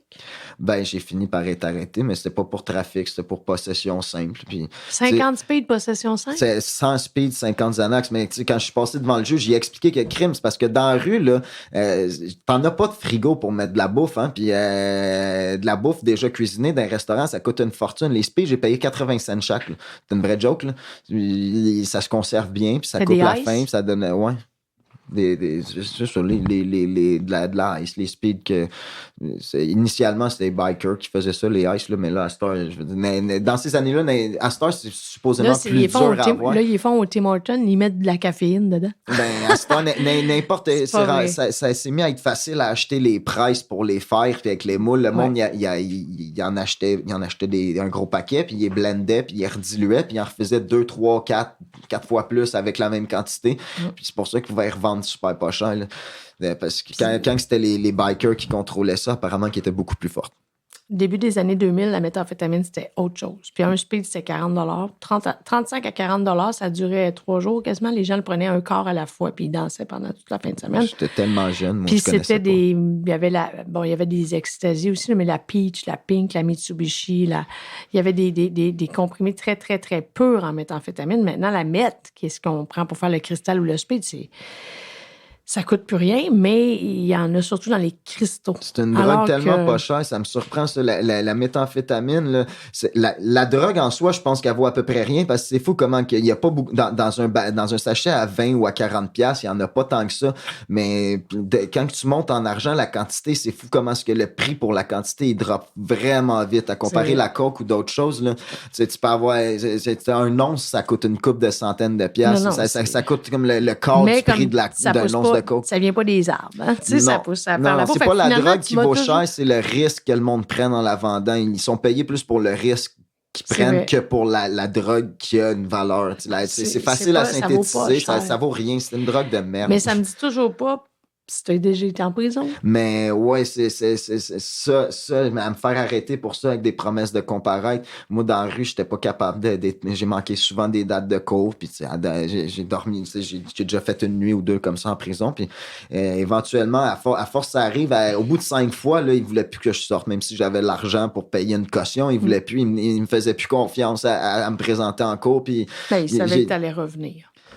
Ben, j'ai passé 40 jours en prison le temps de ma date, jusqu'à temps que j'aille ma date de cours. À quel endroit? À Bordeaux? À Bordeaux, ça. Puis tout ça pour tes speed et ton Xanax, c'est ça? Ouais. T'avais-tu fait du mal à... T'avais pas fait de mal à quelqu'un? Non, pas vendu? En fait, t'avais fait du mal à toi. Ça, pour la plus grosse quantité, j'avais déjà plaidé pour ça. La fois que j'ai fait 40 jours, c'était pour... j'avais eu des rages dedans, puis je criais tellement fort dans mon logement, les voisins pensaient que j'étais en train de me faire battre, puis la police est arrivée, puis moi, pas longtemps avant qu'elle arrive, je rampais sur le plancher, puis j'ai pris ma petite fiole qui avait des pilules dedans, je l'ai ouvert, je l'ai tout vidé sur le plancher pour prendre un Xanax pour essayer de me calmer. Ben, j'avais rien pour enlever la douleur, mais à la limite, je me suis dit, m'en prendre de quoi qui va juste m'endormir. Mm-hmm. Puis quand ils ont ouvert la porte, ils se sont étirés le cou pour voir en dedans, puis ils ont vu qu'il y avait des speeds dans cette fiole-là. Fait qu'ils ont vu un speed, je me suis fait pogner pour genre 1 ou 2, 3 speeds. Là. Puis c'était ridicule. Mais c'était peut-être une accumulation de plusieurs petites accusations aussi. Là. Tu sais, des fois, quand ils te font faire ton 40 jours, est-ce que ça claire plusieurs accusations? Mais ça, le 40 jours, c'était juste pour être sûr que je sois présent à ma date de cours. Puis quand j'ai plaidé, ça a passé pour temps fait. OK. Ah ben, OK. Fait qu'au moins, tu avais fait ton temps. Ils ont suggéré comme peine, peut-être qu'ils m'auraient juste suggéré une amende ou une affaire de même, mais vu que j'avais déjà fait le temps, ben, ils ont proposé la peine que ça allait être le temps. Il n'y a personne qui t'a offert une thérapie. Non. Non. Pour pas aller en prison, pour raccourcir ta peine, au lieu de faire des travaux communautaires, une thérapie pour te régler ton problème de dépendance, il n'y a personne qui t'a offert ça? Non, quand j'étais dans la rue je me faisais arrêter, ils m'ont recrissé sur le trottoir tout de suite après. Quand j'étais en prison, je veux dire, quand je me ramassais à l'hôpital, ils faisaient la même affaire. Il en manque de... Non, OK, mais si je te disais, Jérémy, je t'avais pogné ce soir-là, puis moi, là, mettons, je suis une policière, je te regarde, là, puis je te dis, toi, là, tu t'en vas en thérapie de force, maintenant. Tu m'aurais dit ça, je t'aurais dit, non, va chier, mange la merde, ça marchera jamais. Là. Parce que je te demande ça, tu sais pourquoi, on en a parlé un peu. À cause des nouvelles politiques, peut-être de certains ils essayent de parler qu'ils veulent faire. Il y en a qui pensent que ça peut être une idée pour aider à vider les prisons, qu'il y ait moins de monde en prison, parce qu'il y en a beaucoup qui sont là pour des histoires de 80%, possession. 80%. Les forcer à aller en thérapie, là, c'est tout ce qui va arriver. Si c'est du monde qui font des opiacés, là, ça va les forcer à se sevrer. Puis, mais ils n'auront jamais eu le désir d'arrêter. Fait que, OK, ils consommeront pas pendant qu'ils sont à thérapie, mais dès qu'ils vont sortir, ils vont aller se racheter de la dope, puis ils vont essayer de se refaire, même si ils sont conscients de ça, puis qu'ils essaient de se faire un plus petit hit, les chances qu'ils vont vouloir en faire un qu'ils vont sentir, tu sais, ça va faire longtemps qu'ils n'en ont pas fait. Il y a tellement de chances qu'ils pètent aux frettes. Est-ce que ce serait une garantie? Est-ce que ce serait une tactique indirecte? Ce serait une bonne manière de réduire la consommation parce que ça réduirait le monde qui consomme, ça les tuerait. Je veux dire, si t'es prête à fusiller les consommateurs, c'est une bonne idée. Je veux dire, c'est le même genre d'idée que les chambres à gaz de l'Holocauste. Je veux dire, si t'aimes pas une population puis que c'est une manière de s'en débarrasser, c'est sûr. Mais ça réglera pas le problème à base. Il va en avoir des nouveaux consommateurs qui vont se générer. Oui, d'autant plus que, comme tu le sais, Jérémy, les gens de la rue, c'est les gens qu'on voit. Mais il y a combien de gens qui ont eu un parcours comme toi qui sont dans leur appartement puis qui meurent d'overdose dans leur appartement? Pendant longtemps, on m'aurait pas vu. Là, quand je me suis ramassé à la rue, ça a pris quand même un bon 2-3 semaines avant que j'en vienne à la réalisation que hey, c'est ça, être itinérant. Ah ouais? Ça t'a pris 2-3 semaines, tu t'es dit ça? Parce que je pensais être capable de trouver une solution initialement. Tu sais. Combien de temps tu dirais que tu as été vraiment sans domicile fixe au total dans ta vie? Est-ce que tu as passé plus qu'un an sans domicile fixe? Ben oui, depuis la COVID, là, la dernière année, depuis la dernière année, j'ai eu peur de me ramasser encore à la rue en septembre dernier parce que la chambre que je louais, le gars à qui je la louais, il payait pas le propriétaire, puis c'était juste une crosse. Il l'a perdu. Puis le propriétaire allait l'évincer, donc par défaut nous évincer aussi, puis j'avais vraiment peur de me retrouver à la rue, mais en faisant du meeting, j'ai rencontré le coloc actuel que j'ai, qui est la meilleure situation de logement que j'ai eu. Mais sinon, les années avant ça, entre la COVID puis ce moment-là, je me suis ramassé on and off tout le temps. J'ai jamais resté plus que... J'ai difficilement resté plus longtemps qu'un mois à même place. J'ai jamais fait 2 mois d'affilée à même place. T'es pas un sans domicile fixe, t'es un nomade. Moi, j'appelais ça un vagabond. J'étais un vagabond parce que je me retrouvais à me promener à gauche, à droite, puis je me retrouvais des périodes d'itinérance. Un vagabond coloré. Divertissant, en tout cas. As-tu déjà eu peur de mourir? Puis, est-ce que tu penses que tu aurais pu mourir à un moment où tu n'avais même pas peur?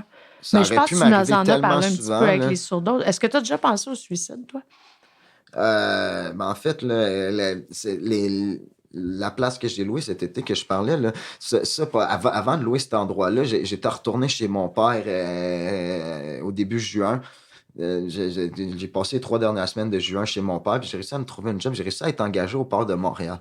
Puis mon père reste ben trop loin de là, fait qu'il a fallu que je me loue quelque chose de plus proche. Puis je l'ai loué un petit peu vite sans faire mes vérifications. Mais j'avais dit à mon père, si je suis pas capable de la garder, cette job-là, là, c'est la dernière fois que j'essaye. Moi, je vais m'acheter 1 gramme de fente, m'a finir ça là. Il y a hors de question, je me retrouve dans la rue encore. J'étais écœuré à ce point-là de me retrouver dans la rue, puis j'étais tellement tanné c'était l'éternel recommencement. Là. J'étais capable d'aller un peu mieux, de me louer une place, de travailler un petit peu, puis d'éventuellement me retrouver encore à la rue. Puis j'étais pareil comme avec la consommation, j'étais capable d'arrêter de consommer par moi-même tout seul des périodes plus ou moins longues, puis je finissais tout le temps par retomber parce que c'est impossible à faire tout seul. T'as besoin d'un certain cercle de support. Puis ça peut pas être tes amis de conso, parce que tes amis de conso, si t'as pas de dope, puis surtout si t'es de mauvaise humeur, là, tes problèmes, ils s'en calissent. Ils veulent pas les savoir. Ils en ont tous des problèmes. Puis est-ce que tu penses qu'un notre ami, notre meilleur ami ou notre sœur peut être notre thérapeute? Définitivement pas. Ils sont ben trop proches de nous autres émotionnellement. Ils vont pas te confronter parce qu'ils t'aiment. Oui, ils vont te confronter de la mauvaise façon. Oui, il y a ça. Ils vont venir générer trop d'émotions fortes. Puis genre, moi, nombre de fois là, que je suis allé, que j'ai fait une rechute violente parce que je me suis pogné avec ma mère ou mon père. Qu'il ne savait pas comment. Mon père, il me confrontait, mais souvent de la mauvaise façon. Lui il n'en a pas eu de père. Le sien, là, il a passé la majorité de sa jeunesse en prison. Il est mort quand il avait 11 ans d'un braquage qui a mal viré. Il s'est fait tirer dans la face. Ouais. Le père à ton père, puis ton autre grand-père, il est mort à l'hôpital d'un cancer. Ouais. OK. Puis est-ce que...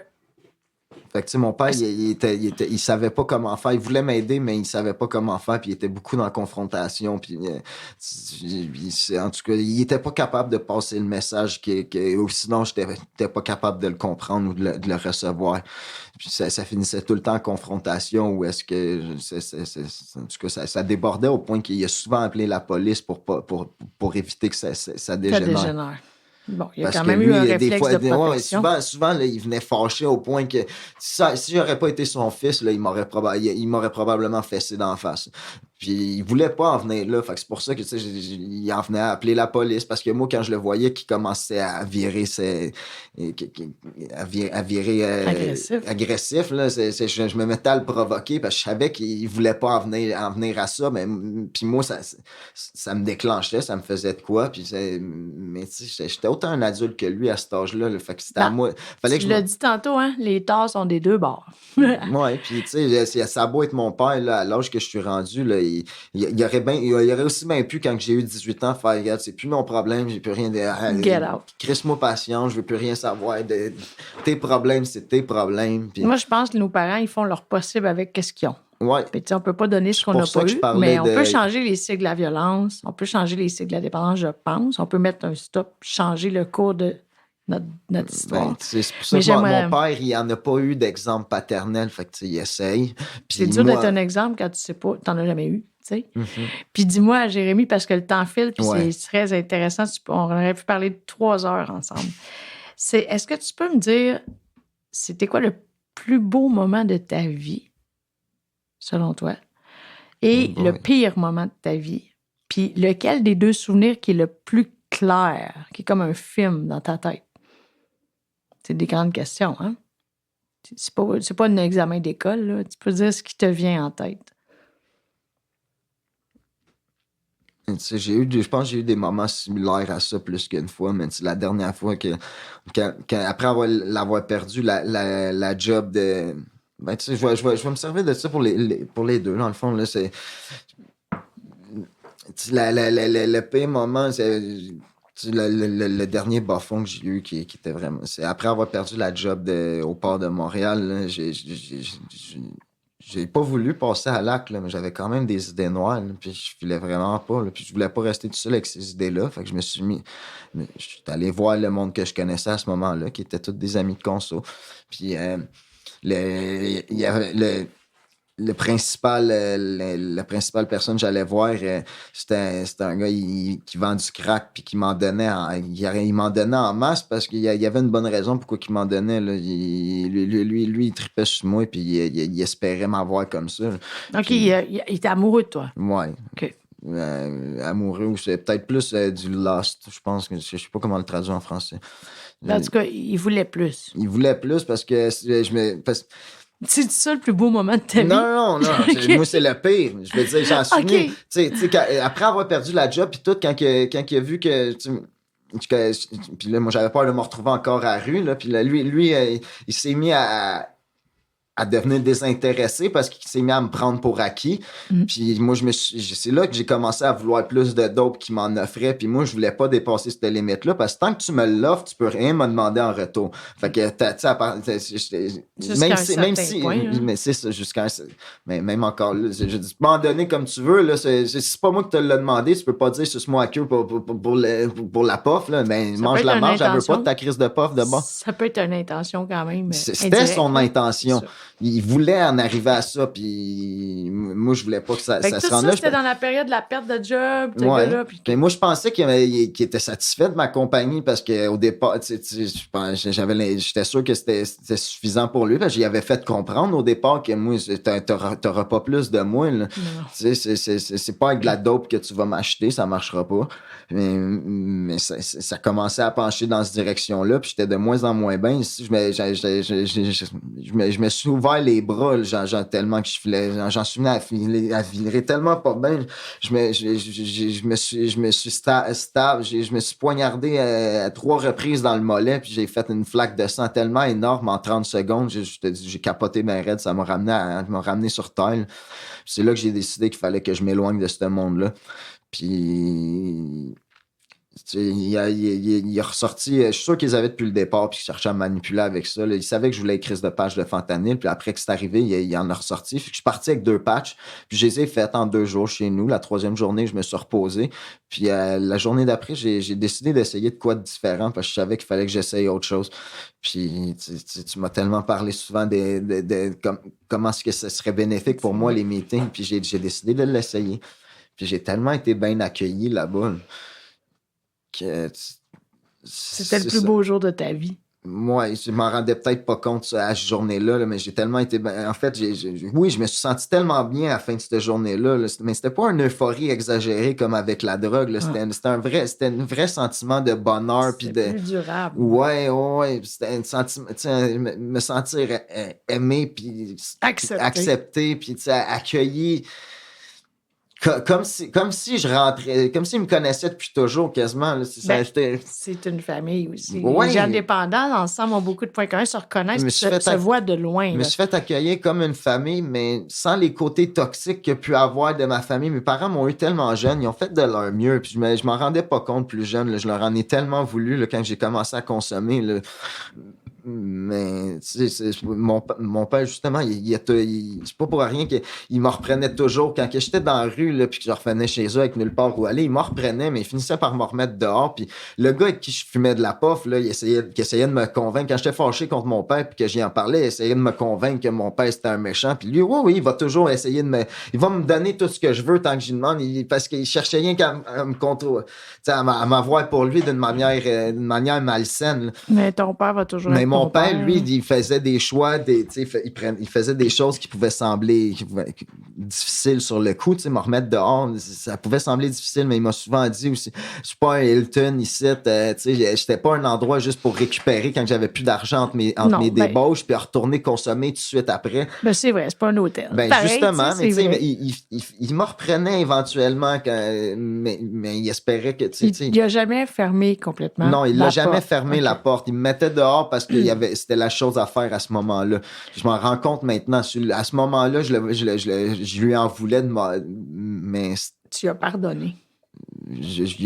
En fait, quand il me remettait dehors, c'était la chose à faire. Je veux dire, il pouvait pas juste m'aider à maintenir ce mode de vie-là. Je me serais tué. Il aurait été complice dans mon suicide graduel. Déjà mort. Dans le fond, il t'a aidé. Oui, c'était la meilleure façon de m'aider. Pour m'aider, il fallait qu'il prenne le choix difficile. Ça n'a pas dû être facile pour lui là, de me mettre dehors. Là. Non. Il voyait que je souffrais au bout, là, puis il voulait juste m'aider. Puis je pense pour ça aussi qu'il se fâchait souvent contre moi parce qu'il savait plus comment m'aider, puis ça le frustrait. C'est fou que toutes les prises de conscience que tu as faites depuis 2 ans à peu près. Là, moi, je voudrais terminer en te demandant, je vais te donner un pouvoir, une baguette magique. Si tu avais une baguette magique, puis tu pouvais changer une chose dans le monde, qu'est-ce que tu ferais? Eh boy. Ou, mettons, ce serait quoi ton meilleur conseil pour un adolescent, mettons? Ou si tu avais une baguette magique, là, qu'est-ce que tu ferais pour aider les jeunes? Les nouveaux jeunes, là. La nouvelle génération d'adolescents, là. qui ont vécu la pandémie, il y en a qui n'ont pas eu de balle de Je veux dire, finissant. le monde s'en vient tellement plus isolé les uns des autres. Là. Moi, je me suis rendu compte d'un meeting là, que tout le monde aurait besoin de ça, dépendant ou non. Là, apprendre à savoir gérer ses émotions, à savoir comment vivre, à savoir comment se refléter sur soi-même. Puis on évolue toute notre vie. Hein. Puis, Apprendre à tasser ça. oh, ouais, la solution n'est pas dans la technologie. La technologie, c'est un outil qui peut aider, mais c'est pas une solution à rien. Hein. C'est pas pour rien qu'on est plus déconnecté que jamais avec les sociaux médias qui avaient comme slogan qu'on allait être plus comme jamais. point de vente qu'on allait être plus proche que jamais. Là. C'est totalement l'opposé. Là. Faudrait... Fait que tu dirais, dans le fond, aux jeunes de faire attention à tout ce qui est la technologie ou le bonheur facile. Oui, le puis bonheur facile, ça, c'est bien dit, parce que que ce soit la dépendance aux écrans ou à la drogue, ou s'évader. On a besoin des uns des autres pour être capable de bien fonctionner puis de passer au travers des étapes difficiles de la vie. Ça prend un bon cercle de support, je pense. Oui, puis je pense qu'on n'a jamais été aussi isolés, individualistes. Quand je dis un bon cercle de support, c'est avoir du monde qui va être capable de nous dire aussi nos vérités difficiles à entendre. Parce que quelqu'un qui va te dire tout ce que tu veux entendre, c'est pas là, c'est pas, tu sais, c'est comme j'ai un ami qui me disait comme quoi que, tu sais, le gars qui me donne plein de dope là, qui est soi-disant mon ami là, c'est sûr qu'il va me donner qu'il va me dire oui à tout ce qui, mais c'est pas, il veut pas mon bien au bout du compte là, il s'en crisse que j'aille mal, c'est pas pour rien que je dis j'en suis venu à me slicer les veines, à me slicer les bras. Il pense pas à toi, il pense à lui, il me donnait des affaires en espérant de quoi en retour. Il le faisait pour lui et non pour moi. Parce que quand il a cru avoir atteint le niveau qu'il voulait atteindre, il s'est mis à se colisser de comment est-ce que j'allais parce que c'était pas ça qu'il voulait. Puis, fait que dans le fond, parce que ça devait paraître, j'allais de moins en moins bien d'un jour qui menait à ça. Je le sais personnellement que j'ai essayé d'envoyer plein de signes puis qu'il n'y a personne qui les écoutait. Mais toi, tu les as entendus, les signes, c'est ça l'important. Puis je te dirais que je trouve, Jérémy, que dans les 2 dernières années, tu as été comme une Formule 1. Mais fais attention parce qu'il y a des murs des fois. Fait qu'en Formule 1, ça rentre vite. Ouais. Fait que moi, je te dirais merci de ta générosité puis ta lucidité. Tu sais, je te l'ai dit au début, une chance de te consommer, toi. Tu serais trop intelligent. Non, mais Jérémy, je te félicite. Je te félicite parce que tu as une intelligence émotionnelle, tu as une intelligence rationnelle en chimie. On ne l'a pas dit, mais Jérémy, c'est un petit chimiste, là. Si on n'était pas obligé d'avoir des diplômes pour être engagé comme chimiste, ça ferait longtemps que tu travaillerais comme chimiste. Puis c'est un skater. Je pourrais être un chimiste clandestin, mais c'est tellement pas la vie que j'aspire. Non, pas là. De toute façon, c'est la seule manière d'être chimiste sans diplôme, puis c'est pas ce que je désire. De toute façon, là, c'est pas très original. Hein, de nos jours, il y en a tellement. C'est pas très original d'être chimiste illicite de nos jours, je pense. Fait que merci beaucoup, Jérémy. T'as un parcours unique. C'est une autre affaire, je pense qu'il est important de mentionner. Le bonheur matériel, là, c'est pas ça qu'il faut rechercher dans la vie parce que, tu sais, plus jeune, ma famille, tu sais, j'ai dit que les problèmes, j'avais l'impression que c'était les problèmes financiers qui causaient tous les problèmes. Je me suis mis à faire de l'argent facile rapidement, jeune, puis quand je me suis laissé tomber dans la morphine, là, j'avais une indépendance financière qui est assez dure à atteindre quand même pour tu sais, faire 1000$ par semaine à 18 ans, même.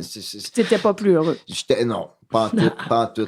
Le bonheur, il vient pas de là. Fait que l'argent, ça donne pas le bonheur, ça rend juste le malheur plus tolérable.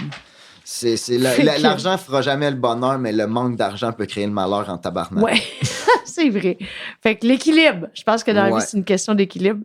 Fait que merci, Jérémy. On ne cesse jamais d'évoluer. Donc, une journée à la fois. Ouais. Puis des fois, c'est 1 heure à la fois.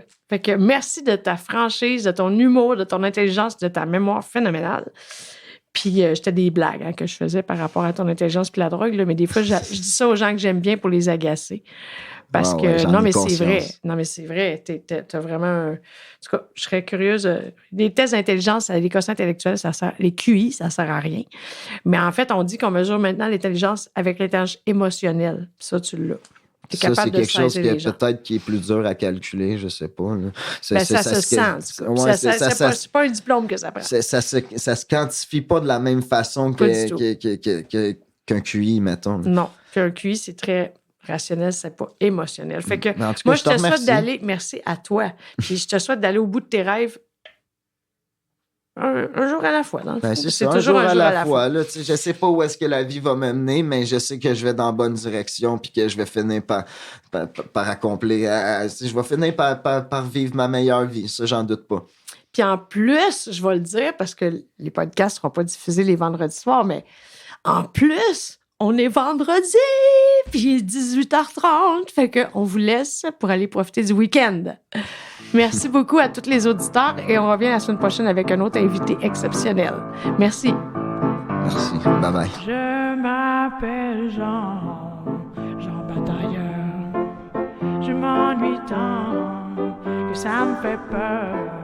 Je suis orphelin, abandonné, sous la pleine lune, on m'a trouvé.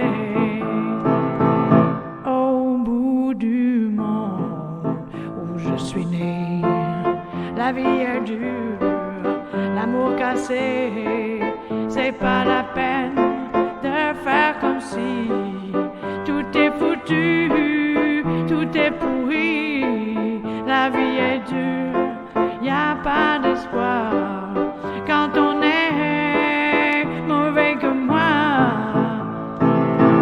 Passe la bouteille, serre-moi un verre.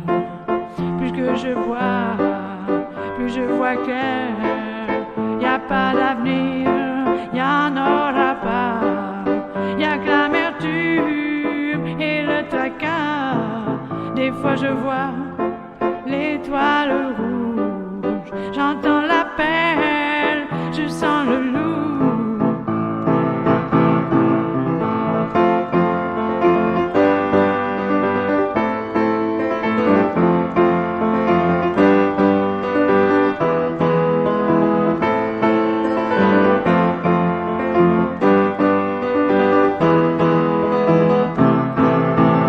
Prends ton couteau, allons dehors, allons danser avec tes gens à coups de poing et au fusil. Je suis le plus fort dans le pays. Toi m'as donné que de l'ennui, des points de suture et des ennemis, et des ennemis. Je m'appelle Jean Batailleur. Je m'ennuie tant que ça me fait peur. Je suis orphelin, abandonné, sous la pleine lune, on m'a laissé. Je connais comment t'es gaine,